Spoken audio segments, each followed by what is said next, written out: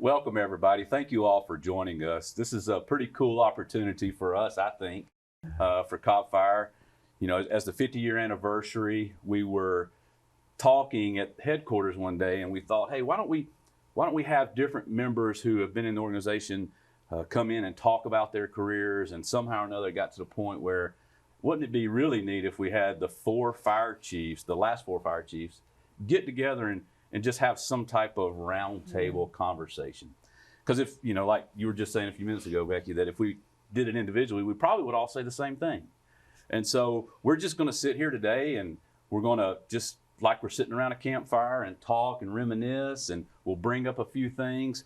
But before we go too far, I'd like to take the opportunity, because there's going to be a lot of people who watch this who have heard the name Becky Denlinger or Sam Heaton or even Randy Crider to an extent. And so let's give you each an opportunity to introduce yourself and tell us a little about you and your career, you know, what your career was with Cobb Fire. Okay. He's looking right at me. So yeah, So we'll start with Becky. Yeah, I'm Becky Denlinger, and I first hired on Cobb Fire in 1977, retired in 2008, and I had served as chief for the last spell. So Bill remembers well. I was chief from 97 till early in 2008 when they rolled over into Sam's lap. Yeah. So I'm chief number 3, followed behind Nathan Wilson, and he followed right on the heels of W.D. Hilton. Those two, W.D. Hilton in particular, put Cobb Fire together, frankly. A really gifted, skilled person at the leadership components that were necessary to bring all the districts together. And I hired on shortly, around about the time we were going to 3 shifts, Bill. Interesting. We may talk about that more later. Yeah. And so, Sam, you want to take a chance? Sure. Second, introduce yourself. So I'm Sam Heaton, and I took over after Becky as the fire chief. I started in 1985, and I was very fortunate to, I describe it to everyone, I caught a wave in 2005 and was anxious to do something good with the fire department. And fortunate, and everyone knows anything about the fire department, how you go through a rank process.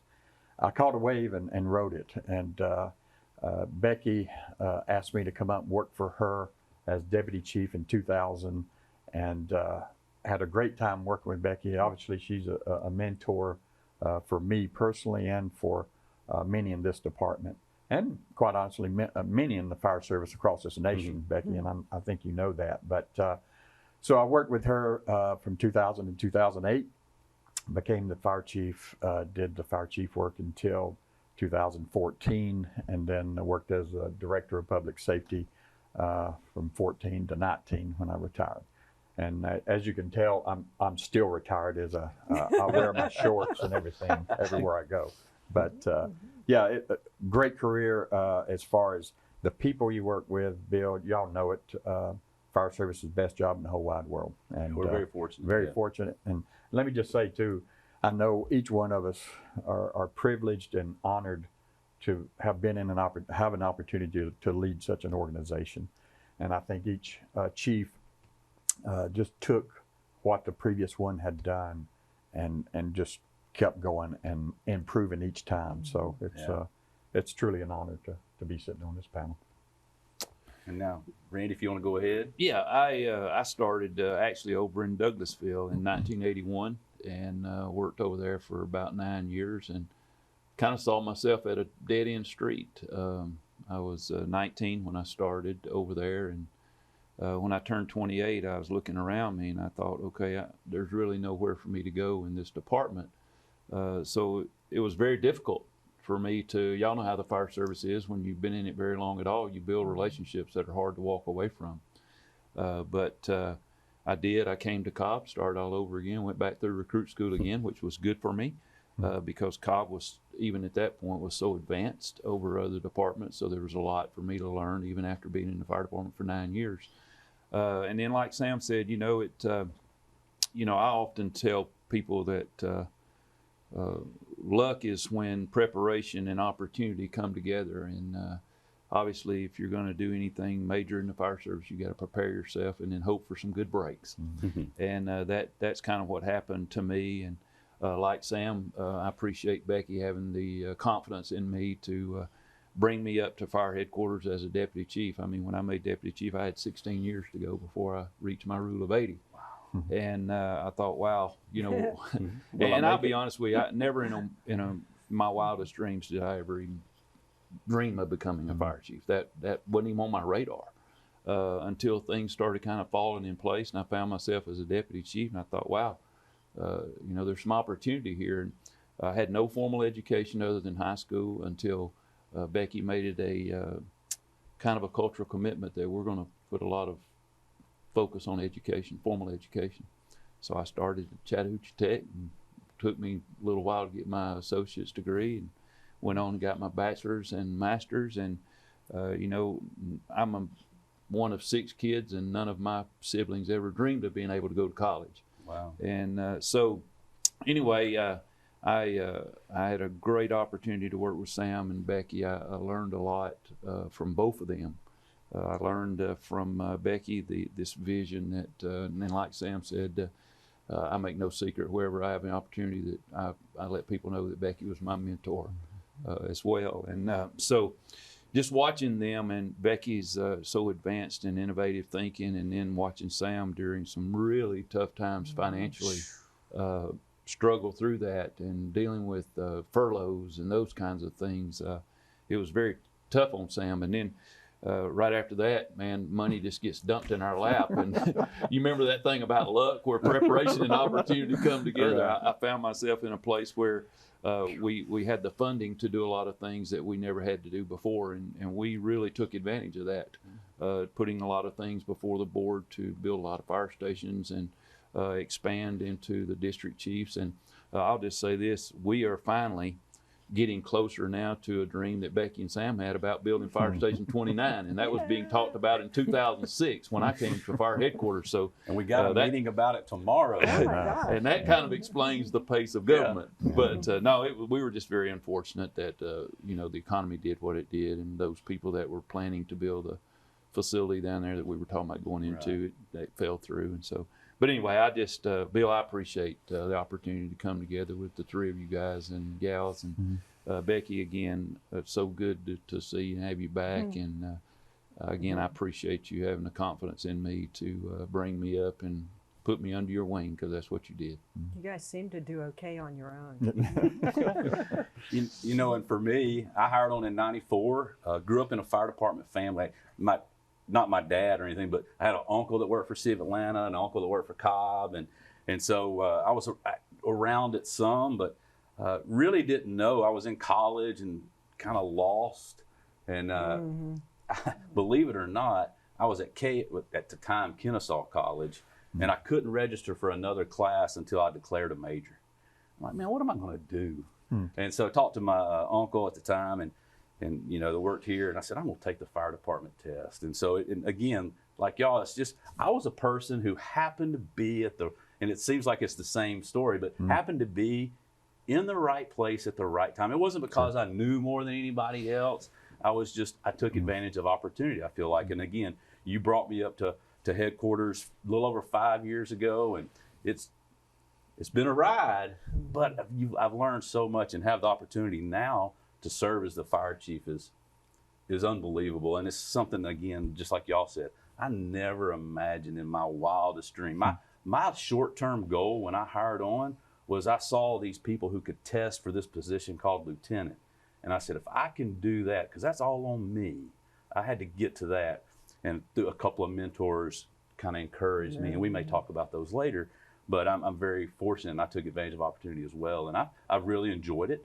You know, you miss the field. Everybody misses the field. Yeah. Yeah.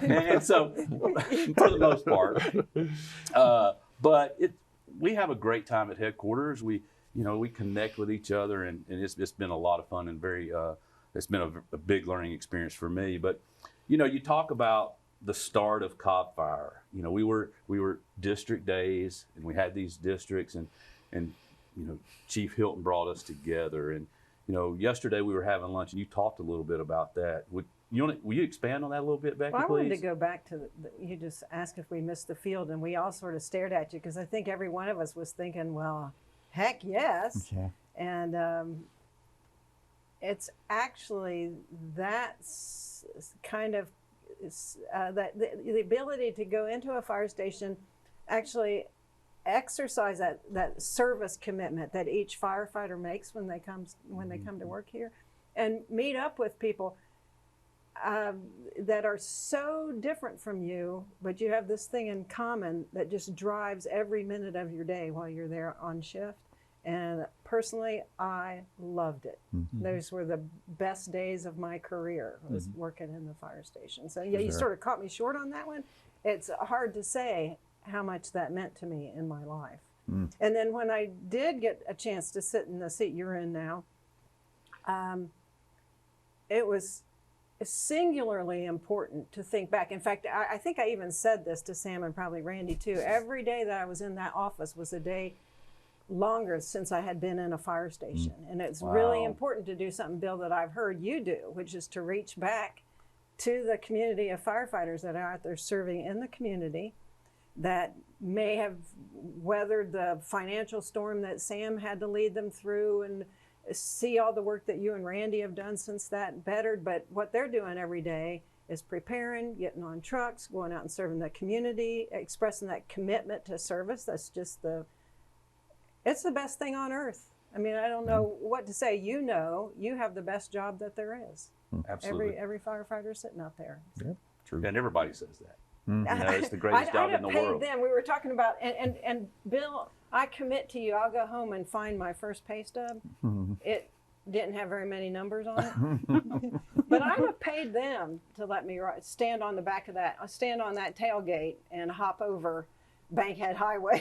Every time we went over Bankhead Highway, you about got ejected from the truck. That's true. That's true. Anyway. Yeah, but do you mind speaking a little bit on Hilton, Chief Hilton, our first fire chief, and what he did to put Cobb County on the map and set that, you know, road work or roadmap, if you will, for where we, through y'all and others, but where we are today? Well, I guess Sam knows, because he's had some experience lately. There are counties in Georgia going through a similar exercise right now, where they have to make decisions about, are they going to go from multiple small community-sized fire departments and consolidate that into one district fire department. And it involves a lot of puts and takes. It involves a lot of negotiation around existing power structures. It involves support at the state legislature. I think there's a pretty good account of it in one of the yearbooks. That's correct. I want correct. to read back so that I don't get any of it wrong.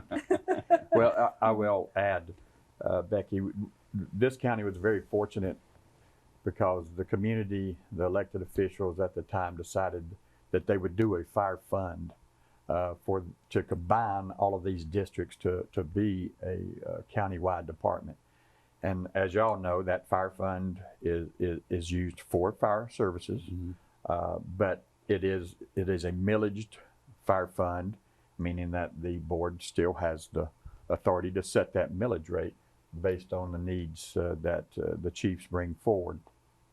But that was the beginning when he was able to bring all of those districts into a county-wide department.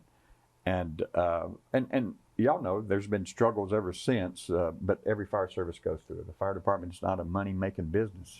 It's a service-oriented business. And I used to always say it's an insurance policy. How much do you want to spend on your insurance is what the community has decided. So we've been very fortunate to go through several great years of funding and if you look at the budget today versus what it was, I know when we talked a little bit about it, when Becky left in 2008, right after she left, I was actually working interim at the time, and we reduced the fire fund by $235,000. And that was just the beginning. We did another $100,000 later and another $160,000 the following year. And then that was enough. And we were cutting positions and not firing people, but we were cutting positions that were on the books. Right. We were reduced the number of rescues at the time. We reduced temporarily a ladder truck. And it was tough times. And then the toughest for me and our department, I think, was the furloughs. It was, Oh, yeah. everybody had to pitch in. The way I looked at it, Cobb Fire is a great department, but it is a department in a great big county. And the whole county was hurting, and we all had to take a bite of that sandwich. And we all did. Not many people liked it, but we did what we had to do, and now look, we got through it, and we got a tremendous budget for the folks today to be working from. And a lot of that is the support of our elected officials and the community. The community. Because we couldn't do it without the people of Cobb County saying we want. And, Becky watched our ISO rating move, and a lot of people might not know what ISO rating, but it's your insurance rating. And we went from, I know it was 3, and then I think it was 4, and then to 3, and now we're at a class 1, which is the best you can be. And that's due to hard work planning on the administrative side, but also the support of elected officials and our community citizens for allowing us to have such an opportunity and an outstanding organization. Yeah, and kind of to put that in perspective, Randy, the number of county fire departments in the United States that have that ISO 1 is minuscule. Yes, it's less than 0.1% of all fire departments across the country are an ISO 1, which is huge.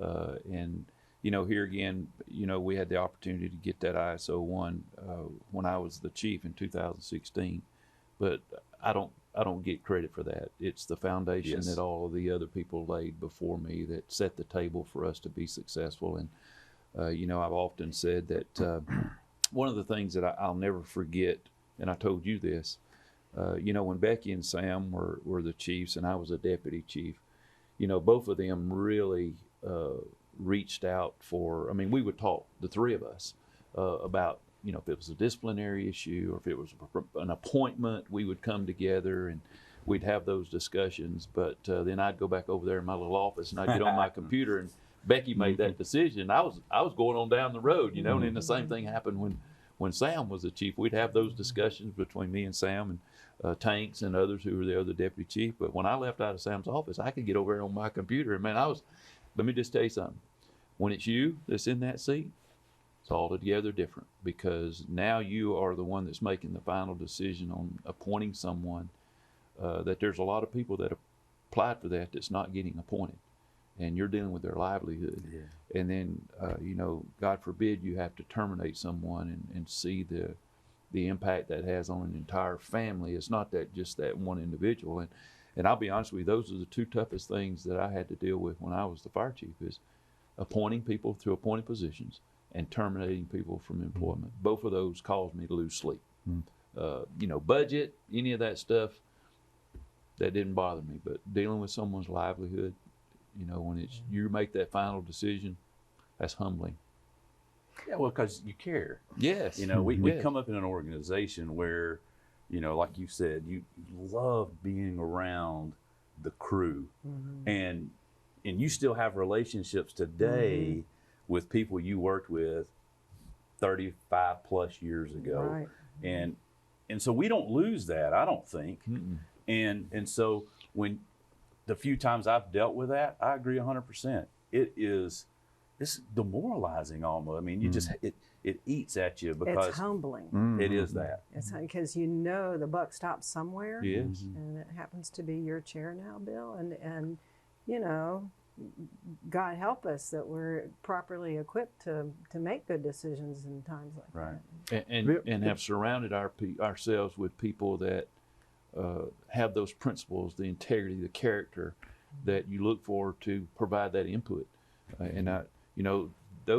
All of us sitting here know that those decisions are not made in a vacuum. Well, I want to touch you because y'all talked about Becky, talking about some of her friends. Obviously, when I came on in '85, the department had been together as a county for several years. She came on right after, I think they were starting the third shift after the combining.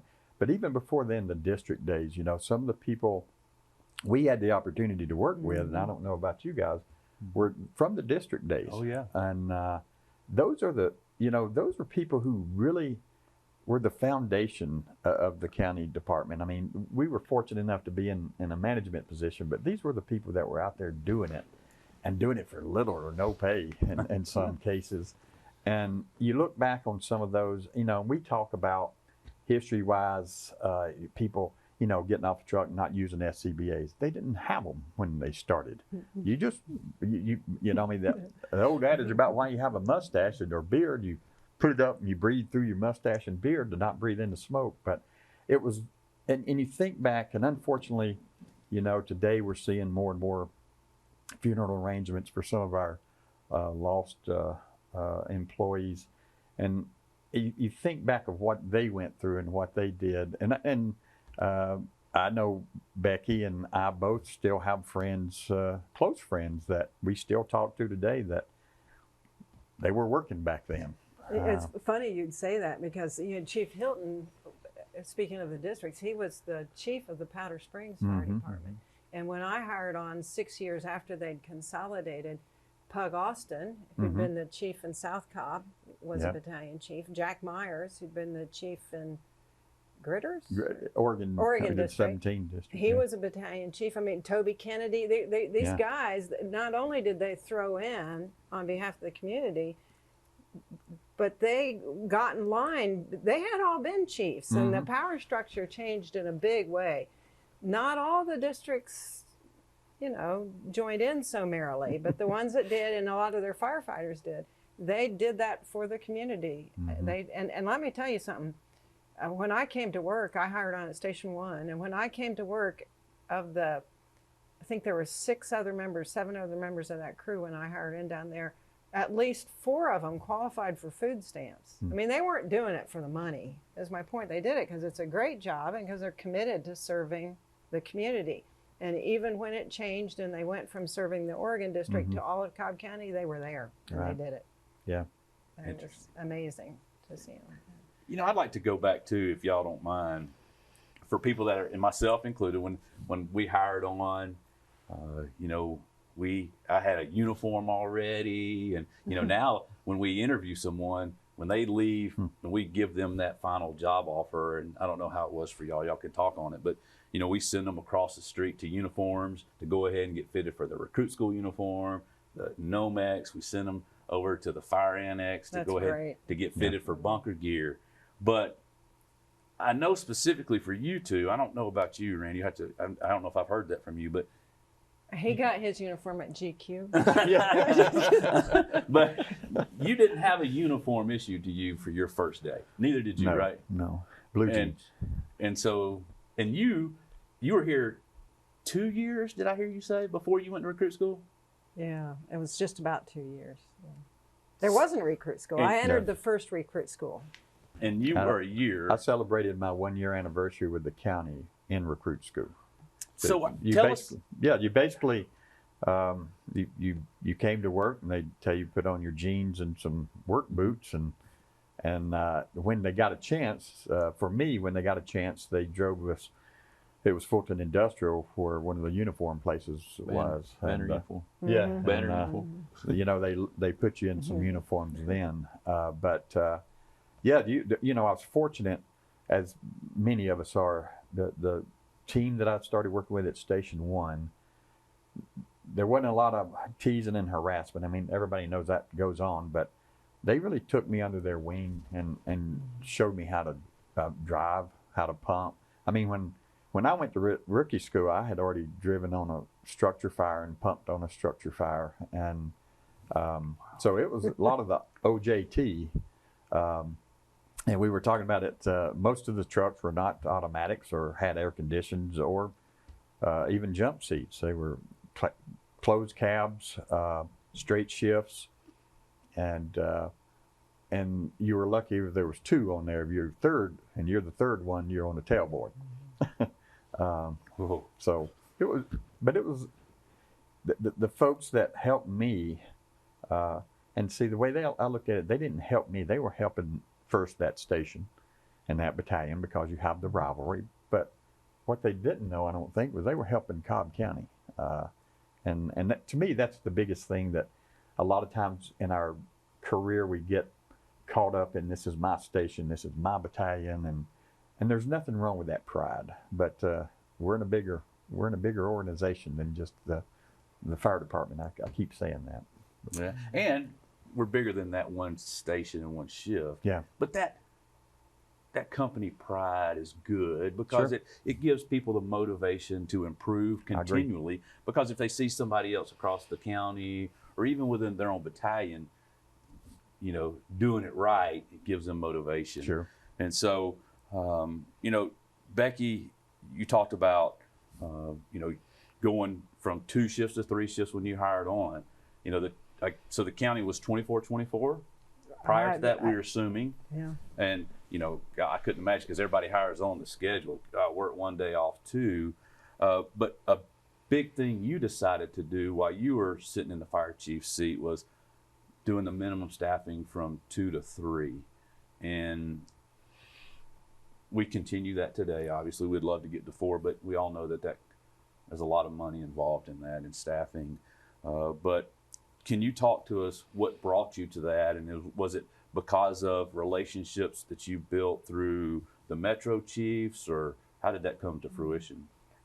Yeah, so to Sam's point that the Cobb Fire Service is bigger than one station and one battalion, the fire service in the U.S. is a lot bigger than Cobb County. Mm-hmm. And I had the pleasure, and I know Randy and Sam have enjoyed this, and I sure hope you get to go to Memphis next year. I hope 'cause so. I know the conference was canceled this year because of the pandemic, but I had the privilege of meeting and getting to know and then learning from fire chiefs of the biggest fire departments in the U.S. and from around the world. And in fact, one of my mentors was Alan Bernasini.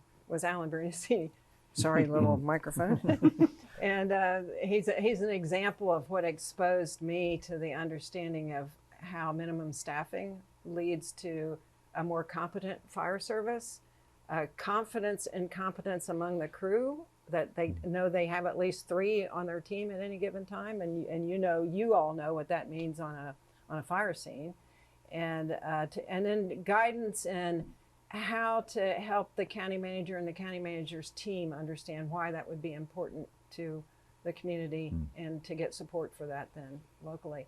And I think everybody who works for you now, Bill, and works here at Cobb Fire knows that the fire department works as part of Cobb County government, and it's an integral part. You are an integral part with Randy of the civil service leadership team here in the county.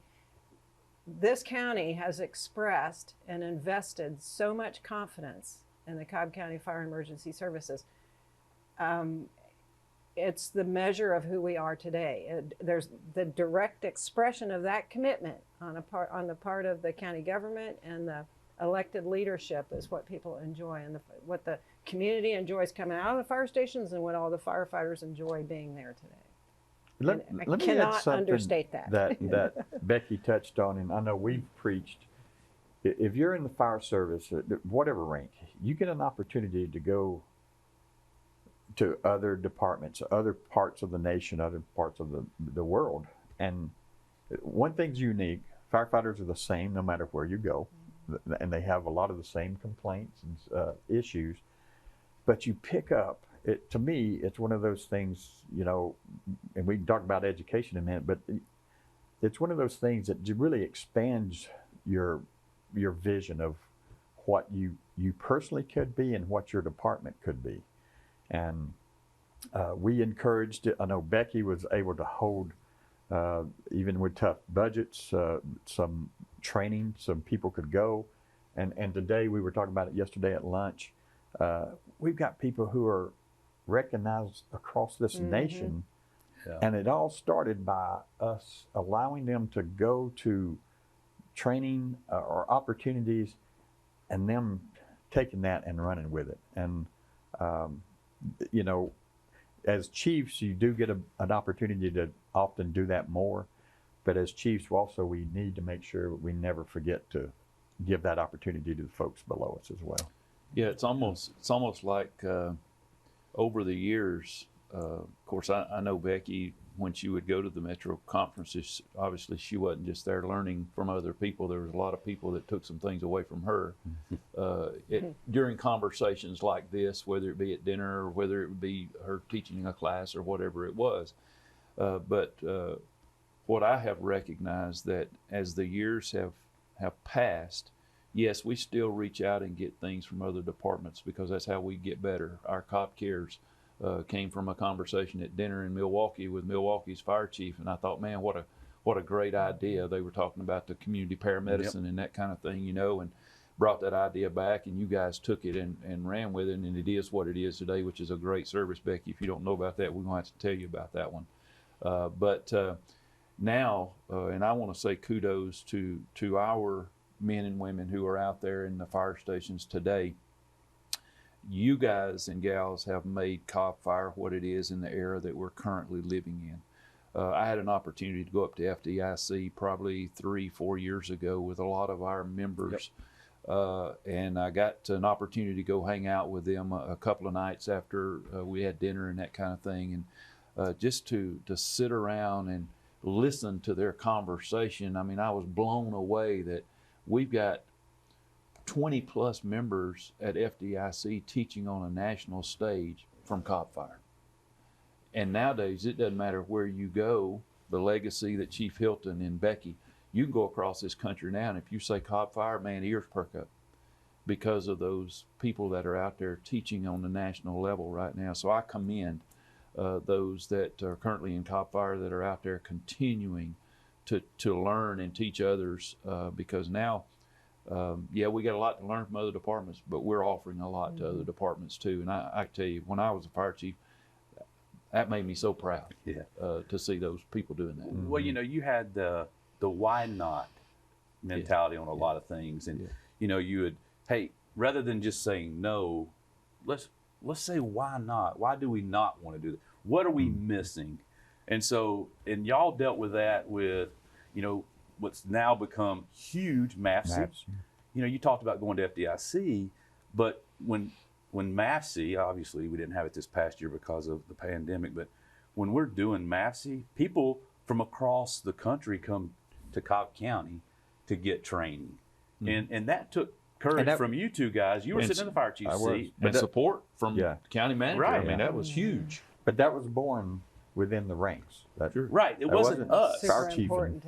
It was people coming back from FDIC who said, you know what, we're traveling to do this. We can do this in our own backyard. And from that, the Metro Atlanta EMS Conference has been born from people that work within Cobb Fire. That's really and great. It's huge.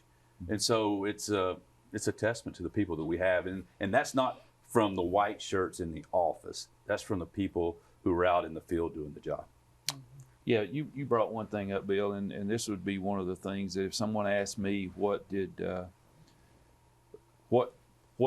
would make me think I was successful as a fire chief, and my immediate answer would be that it hit me one day sitting in my office when you were part of these people coming in asking, can we do this? Can we get company t-shirts? Can we get a tiller truck? And yada, yada, yada, yada. And, if we're not careful, we can hold on to our traditions, how it was when we came up. And that's one thing that I'll say that I learned from Becky is that forward, innovative thinking. So one day I was sitting in my office and I said, you know what, Randy, you got to get out of the way. This department is way bigger than you, way bigger than how you came up, way bigger than the uniform you wear. Do I think we took a little bit of step back when we took the badge off the shirt and wore a badge that's sewn on?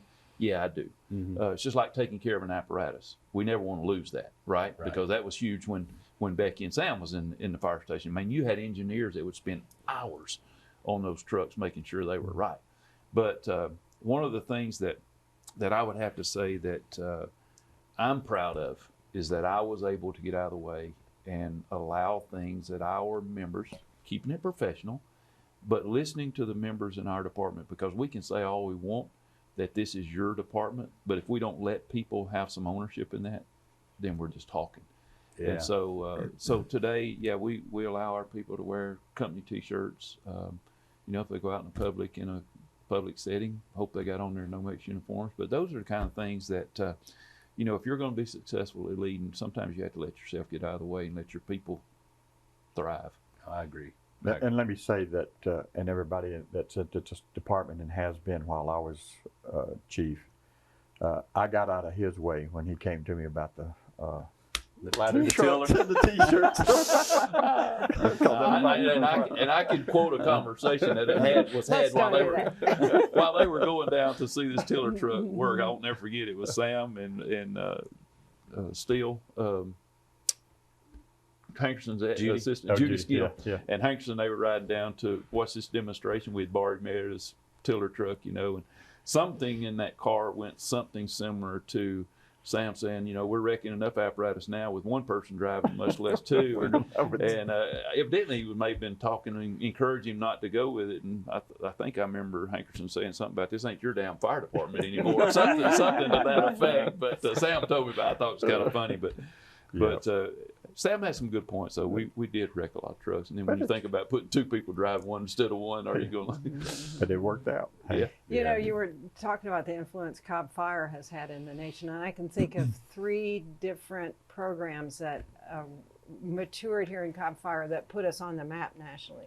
And the first, and the one that many of the current members may not really even be aware of, is the residential sprinkler system that matured under Chief Hilton's watch, and a captain named Jerry Greer cultivated that and brought forward some of the first requirements for residential sprinklers in multifamily dwellings, really common now all across North America. In fact, probably in any place NFPA codes are in place, which is around the world, honestly.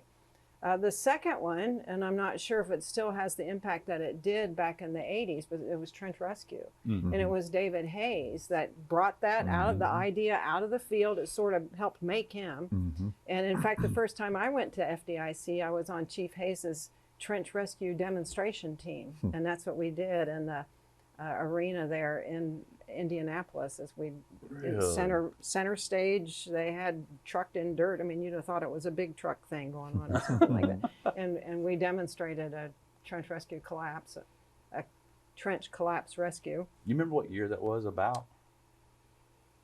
80s. Wow. I went with Lewis Young. Actually, you know what? It might have been 90. Because 89, 90. Because there were already other women in the fire department, and the other women didn't join until the late 80s. I was the only woman for a long time. And then the third thing actually is the physical abilities test, the way it's presented in Cobb. And I actually take a lot of pride in helping that develop and hiring an industrial engineer and psychologist to come in and help us do it. And I understand it's just been revalidated. Congratulations to you. Have you seen the new course?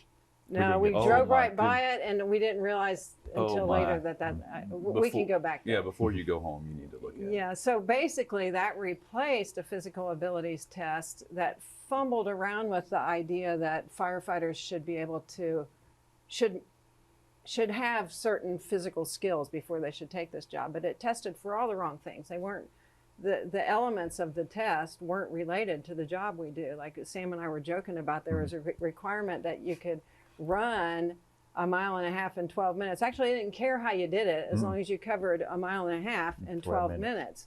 So I don't know. I did this job for 30 years. Never did anyone expect me to run for 12 minutes in a row. Never did they care how far I got.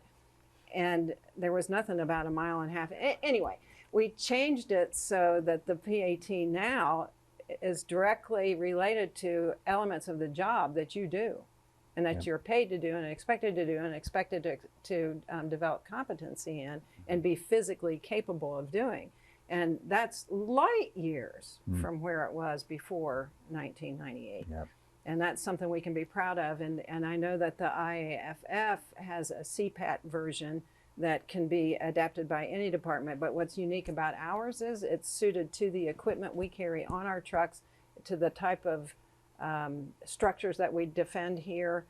It's tailored to our community and the work that we do here, and that's what's unique about it. You know, and I think something else that's unique to us and others departments as well, but there are not a lot of departments, if I understand correctly, and correct me if I'm wrong, that a lot of people require an entry-level PAT, but very few require them to do an annual PAT, and that's under y'all's leadership that we Yes, did and that we and apologize continue. for that, because you're going to keep doing it. But that's a good thing. Yeah. And so we're one of the few departments that do that, as far as I understand. So when I somebody comes up and pats you on the belly, you can say, "Hey, don't worry, I pass the the PAT every year." Can you Well, say- I'll say, and with that, Bill, and I assume that you guys are still, but when we started doing that annual PAT, that everyone did it, from the Yes. chief all the way down. And I think, Randy, when you took over, it was the command staff had to do it before everybody else had to. And Yeah, so that's the only thing that I wanted to be first at every year was that to do my Good- PAT good test on you. because I felt like it was important. And we've made some very minor adjustments, but sworn personnel Mhm. that still have their state certification, yes, they're still Yeah. doing it. And so, Bill, let me talk. She was talking about things that have endured. When it's interesting to watch the evolution of the department, and we talk about, the district days. I mean, I know when I hired on, there were still people. They decided in '85 when I hired on, there was no 911. There was no EMS. I mean, we went to accidents, but there was no EMS, and so. About 86, 87 is when 911 and EMS really started kicking off. We still had employees with the fire department that had hired on in the district days or before without high school educations. And that prevented them from getting their certificate as an EMT. Now, they still went through it, but they didn't get their certificate because they didn't have the EMT portion. wow. And Can you imagine what a challenge that was for Chief Hilton to lead that transition, to Wow. iron out every one of those wrinkles, make sure he respected all his people, that's right. and still improve community service for the community? I mean, it's Yeah. amazing It leadership. really is. And I'll say that, we went, and I remember people started talking about college in the 80s. Well, you can imagine there was a lot of people who went, "You lost your mind." Because at the time, all you could do is get certificate after certificate from various training locations. And I remember going with one of my old friends, got me started. It really took me 7 years to get a 2-year degree because I was working 2 jobs and still trying to go to school. So I'd take a class a quarter if I could. But interesting to watch the transition from people we had that not even with high school education, all the way. And Becky, we were doing it. I know Becky struggled. I think every one of us up here, I don't know about you, Bill, but most of us up here didn't get our degree until later in our careers. That's correct. Because there really wasn't a whole lot to get in the fire service. But I commend, and it started with Becky, and she was one of those who said, "I'm not going to ask other people to do it if I don't." And then she got her degree, I got mine, and I encouraged it the rest of the way. And then you guys, I think, have surpassed me. And so, to me, it truly it shows the professional progression of the department as well. And that, a degree doesn't necessarily make you smarter, but it sure opens up some avenues of different ways to think. Right. And let me tell you, and I know Randy and I have talked about it, Becky did that, I won't say for this entire department, but from the department, from my standpoint, when I came on, made a tremendous impact on the way this department looks at a lot of different things, with diversity included. A different way of thinking, and as Randy alluded to a minute ago, we didn't always agree. And we'd go in the office and we'd have discussions and we'd all state our case and what Becky decided we would do. But I will say this, what it did though, and I never forget when she first brought in the gentleman for what we call diversity training. And you talk about another one of those ironing out the wrinkles. I mean, you're in the 90s. That was the bravest guy ever walked the face of this earth. So what's his name? You're in the 90s. Vern Vereen? Mhm. Vern Vereen. Very good, Yeah. Bill. He made an impact, didn't he? Yeah. So we're in the 90s. we got half the department that's probably going, "You've lost your mind." I think a lot of them said that, quite honestly, when Becky was promoted to chief. I don't think a lot of people even then felt that a woman should be a fire chief. I don't have any doubts in my mind that a lot of people thought that. But then on top of that, you throw in, we're going to bring in diversity training, and it was such an impact. And I'll say this, when we teach the history of a courageous conversation, when we teach that, we talk about a lot of people didn't necessarily buy off on that first one because he was not fire service related. She noticed that the next time she brought in Linda Willing, who was a battalion chief in Colorado Springs, I think, if I'm not mistaken. And that had an Aurora, impact. I think. Anyway. That had an impact with the people because it was fire related. And so it was an interesting, another ironing out during that period for sure. Well, that leads us into a great topic right now. And, you know, we talked yesterday at lunch, and she'll never admit this, and that's okay. That's just because she's humble. But when you were the fire chief, it opened the doors for opportunity for people. And you said yesterday the influx, especially of female applicants, Women in the fire service, it increased dramatically. And so, but she retires, and y'all, I say y'all because you two had a situation where you felt like you needed to tackle, hey, what are we going to do moving forward, and how are we going to relate, and what are we going to do about diversity? And that the term we hear now in every fire station when there's a serious conversation, or even jokingly, we hear that term, we got to have a courageous conversation. It's really benefited us organizationally, but I'd like for you two guys to take a few minutes, if you don't mind, and talk about how that developed and why did you feel the need to develop courageous conversation, and where has it taken us, you know, even outside of Cobb County? well, I want to give Sam credit for this. First of all, let me say this: the very first day I walked on a job in Douglasville, October 15th in 1981, there was a female firefighter on my shift. I've never known any different. And even at 19 years old, I recognized that there would be certain calls that we would go on that she was able to relate and communicate, for instance, with a patient that maybe I couldn't. And that really opened my eyes. And so when Becky asked me to come up to be a deputy chief, I didn't just drink the Kool-Aid.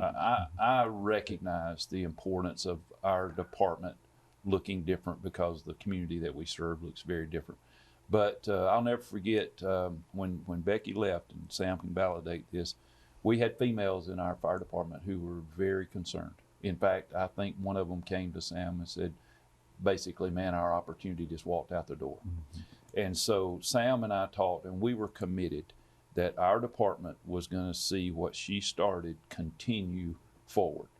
And so I would go into Sam's office, and I would see he was working on what we're going to do. We're not going to have a box to check, just a warm, fuzzy feeling. We've done that diversity training. We're moving on. So Sam was doing all this research, and he sent Willie and myself with some other people down to Atlanta to a 2020 seminar. We came back. I remember Sam got us in the big conference room, and we just started putting stuff on stickies. Sam would write it down. He'd stick it on the wall. So from that, he created the courageous conversation. And it was funny, the first time we taught that to HR and legal, they were like, have you lost your mind? No, this is over the top. So Sam got all these stuff together and went back and started working on it some more. Finally, we presented it the next time. And after we put a disclaimer on the second slide, we were good to go, you know. But I just want to say, you know, I hope that members of our fire department that come to work to us today, and those that currently work out there, don't just believe in the diversity because that's what you're asking as a fire chief. If it's not genuine, they're missing the boat.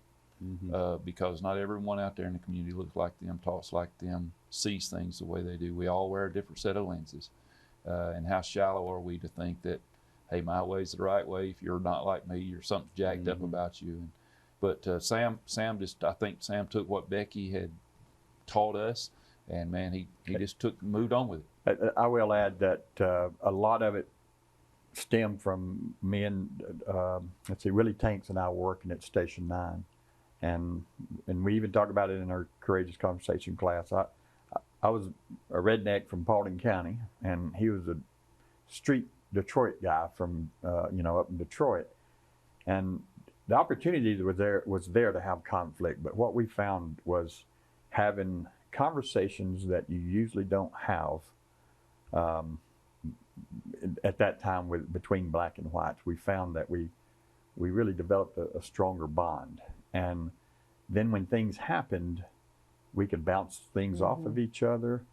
We really learned from each other, and to me, the Courageous Conversation was kind of a continuation of diversity training with a hands-on approach, if you will. It's like applying it. Yes, yeah, it is, but it felt more to me that it as it's turned out to be an opportunity just to take the time to sit and talk to one another and learn from one another. You're not always going to agree, and that's okay, but have a better understanding of each other. And to me, as you alluded to, we are still doing that class across the nation, Randy. And so there's another example of something that came out of college. Yeah, I mean, so it's. And you've gone from the East Coast all the way across the country, West Coast, north to south. Sure. Yeah. Just roughly how many times outside of the state do you think you've gone? I don't know. I know Tanks and I, which is, I consider my brother. I think everyone knows how close we are. But I know that there's a course that we teach up in just outside of D.C. for all brand new fire chiefs, or those that are. So they come to the course from all over the country, and, which is more important. I think Becky said she's the first female fire chief of a metro-sized department within the country. Mary Beth Mikos, she's the one that heads that up, and man, she every May I can look for an email saying, "Hey, you guys coming back in July?" And just in case people didn't hear that clearly, Mary Beth Mikos was the first Metro chief who was a woman. Yeah. And Becky was number two. Yeah, was number two. Yeah. And she's a dear friend yes. to all of us, yes. right? Yes, very, and still a leader. very professional. Yeah. But it's like Sam. I grew up the same way Sam did. Redneck, went to McEachern High School and never knew anything but hunting and fishing and those kinds of things. So I think a lot of people thought I was someone who might be hard to adapt to this thing called diversity. And we invited William to join us, but he's working, unlike Randy. Everybody's trying to work. Yeah. At least that's what he told us, right? Yeah, I think he's gone to Hollywood. He's acting like he's working. Bill, let me say too real quick, and I don't know our time, but yesterday Becky and I had the opportunity to ride out and look at the new Station 7 and 17 and some of the equipment. And it's funny because I think Becky had asked one of the lieutenants, so what's the complaints these days? Because, wow. She was prodding. I'm just saying that, the stations are phenomenal. I know all of them aren't brand new, but the equipment still stays state of the art. And you guys seem to just be continuing on. And I'll say this, the beauty about the fire service, and particularly here, I know for sure, is strategic planning. And I learned watching her, and I know Jim Pearson used to be finance director, helped us. He's the best ally ever. Putting money to paper, and until you lay it out, it's never going to happen. And y'all talked about it a minute ago. We were talking about Station 1 rebuild. We were talking about Station 29 and 30 in the mid-2000s, 2004. And to see now that it finally come together, but that's something I encourage each one of you guys, and I know y'all have learned it, continue that planning. What's the next thing that's going to be out there 5 years from now when you're gone? Because you'll be surprised how much doesn't happen during your tenure, but you'll be looking back at it a few years. Randy, I never asked Bill. You could ask Bill Volkman, right? He's the Comptroller General now. I think it's safe to say that the fire department is the most capital-intensive department in county government. Sure. And for firefighters sitting out there, you may not understand what a profound problem that used to be, and strategic planning initiative, that having a strategic plan where 29 was identified 17 years ago and Station 30 was identified 17 years ago is why you've been able to, Bill kept talking about keeping things on track. You've been able to stay on that track toward those this whole time, and they were all part of ISO planning and things like that. But the capital replacement schedule as it impacts Cobb Fire is a wondrous thing. Little things like SCBAs and SCBA bottles that require a capital investment. Big things like ladder trucks require a capital investment. Fire stations, I mean, you might think, well, DOT's got a lot of heavy equipment. No, they don't. They don't have how many fire stations in a headquarters building, and in fact, they contract to use most of the heavy equipment. They don't have it parked on county property. So the Cobb Fire, Bill's job and Randy's job in supporting him and the police and the animal control and 911 have 911 has a huge capital system also. Really unique for the rest of county government to support and for the commissioners to understand. So bear with them, help them understand. On a daily basis, you get the opportunity to show why it's worth it, and I know that you do, and enjoy doing it, I hope. But please remember that Bill and Randy need your support and all the little things you do out there to keep sending the message of why that strategic planning wins the day for Cobb County, for the community. Becky, I want to add to it, because one thing that really stepped on the gas pedal, and Becky brought this, was the big step of being an accredited department. Yeah, I was going to bring that up. Because I remember when we took that step and we had to assign people to work solely on it, but it truly makes you look at yourself, legitimately look at yourself, evaluate yourself, and plan for what's going to be happening in the future. And that's another one I would say, if you can ever avoid, don't ever let that slide. I'll say this. Randy and I were at a state chiefs conference several years ago, and we were, at dinner, how we'll meet up with different departments, and this one fire chief, we were talking about accreditation, and his exact words to me were, "Why in the world would you put yourself through that?" But it provides that roadmap.